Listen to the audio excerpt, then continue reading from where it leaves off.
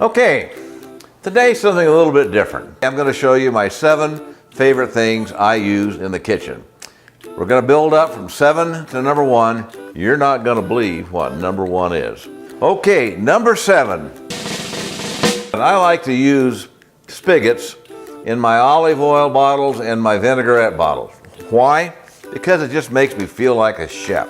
I love just picking these things up here and pouring things on here. So, look at that. It just makes me feel good to do that. That's number 7.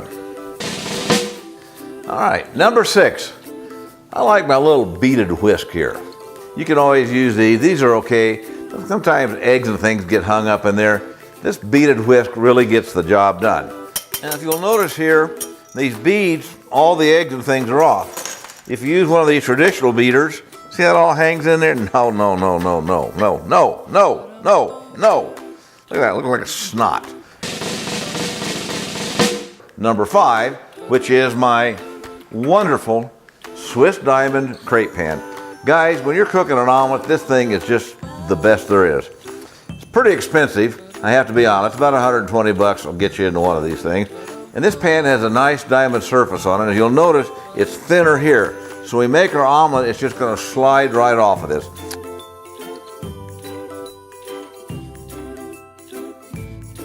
And there you have a nice little omelet like that. How cool is that?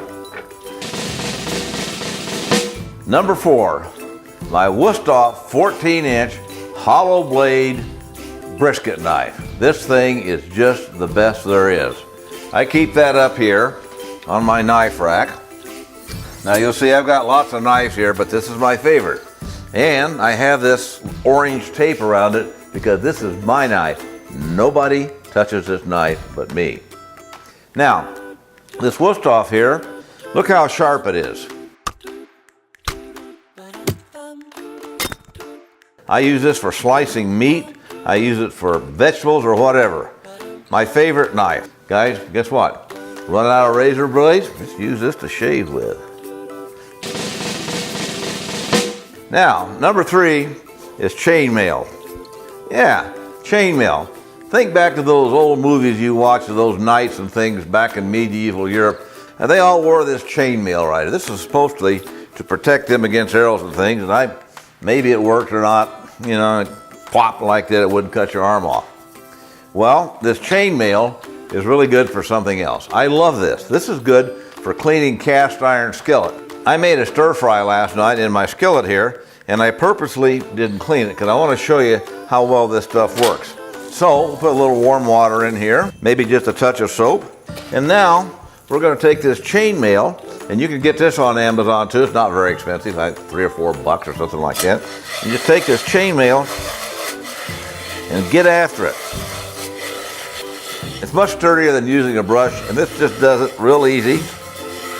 Then we'll clean this up, put a little water on it, get some paper towels and dry it off a little. As you always do with cast iron, put just a little bit of oil in it. Not much, just that's all you need right there. Kind of rub it in, season it. Isn't that nice? Look at that. My thing's ready to go next time. You know what Mama Mabel's boy says about this? You be nice to your cast iron skillet, and your cast iron skillet will be nice to you. I've had this particular skillet 50 years at least, and it's better now than it was when I first bought it at a garage sale for 25 cents. My Koa, K-O-A, not Campgrounds of America, K-O-A wooden Koa spoon from Hawaii. I was in Hawaii a couple of years ago and I saw this spoon here and I fell in love with it. This beautiful hard wood spoon here, big. It allows you to get in and move stuff around. Check this out, moving this chili around in here. You couldn't do that with a skinny spoon. I just love picking this thing up and stirring with it. Check it out, guys. And now, number 1 in the kitchen, rubber bands. I could not live without rubber bands in my kitchen. It's my favorite thing to have. I buy these by the bag full. I use them all the time. And let me show you why. Here's just a few examples right here. This is some quinoa, whatever, like this. And then you got these little things, you gotta mess around with this. Okay, if they've got those Ziploc deals, your hands are greasy. No. You just finish this stuff and you just take it like this, and you just take a rubber band, you wrap it around, and it's good to go. Brown sugar. You take brown sugar and you take this stuff and you put it back in after you've used it, and it gets hard as a brick. Look at this brown sugar right here. This stuff has been in here for weeks. Nice, soft brown sugar like that. Because why? Because I wrapped it up and I put a rubber band around it. Well, there's my 7 favorite items in the kitchen. Send me an email or a text or respond to this video. Tell me what yours are. I'd like to hear about it. Remember, a clean kitchen is a happy kitchen. Adios and yum yum. Bon appetit, partner. For some great recipes and cooking tips, be sure to visit mamamablesboy.com. Ow!